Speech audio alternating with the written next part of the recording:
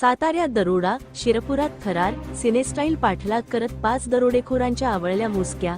साताऱ्यात मध्यरात्री घडलेल्या एका मोठ्या दरोड्याचा छडा लावण्यात धुळ्याच्या शिरपूर शहर पोलिसांना मोठे यश आले आहे। काल 27 फेब्रुवारीच्या मध्यरात्री 12 वाजेच्या सुमारास साताऱ्याहून मुंबई पुण्याकडे सोन्याचे पार्सल घेऊन जाणाऱ्या कुरिअर कर्मचाऱ्यांना अडवून 5 दरोडेखोरांनी तब्बल 21 तोळे सोने लुटले होते। हे दरोडेखोर एका पांढऱ्या रंगाच्या कारमधून पसार झाले होते। या घटनेची माहिती मिळताच सातारा पोलीस अधीक्षकांनी तातडीने धुळे पोलिसांशी संपर्क साधला।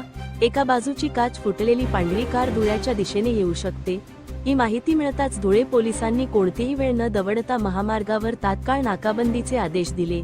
2 जिल्ह्यांच्या पोलिसांमधील या उत्तम समन्वयामुळेच पुढचा थरार पाहायला मिळाला।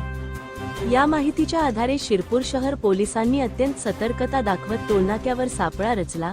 मात्र पोलिसांची नाकाबंदी पाहून या दरोडेखोरांनी टोलनाका चुकून शिरपूर गावातील रस्त्याने पळ काढण्याचा प्रयत्न केला। यावेळी एका संशयित पांढऱ्या स्विफ्ट कारचा पोलिसांनी फिल्मी स्टाईलने पाठलाग केला आणि स्वतःची जोखीम पत्करून मध्य प्रदेशातील ग्वालियर येथील 5 तरुण आरोपींच्या मुसक्या आवळल्या। त्यांच्याकडून लुटलेले सर्व सोने आणि गुन्ह्यात वापरलेली कार जप्त करण्यात आली आहे।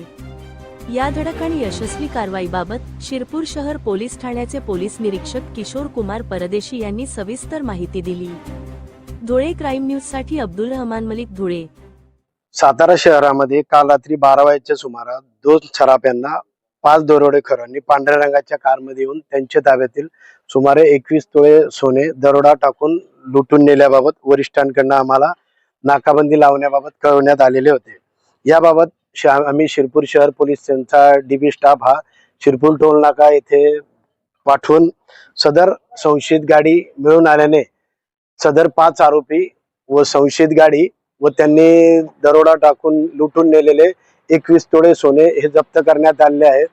सदर कामगिरीसाठी आम्हाला पोलीस अधीक्षक श्री धिवरे साहेब, ॲडिशनल SP श्री देवरे साहेब, SDPO श्री गोसावी सर यांचे मार्गदर्शन लाभलेले आहे।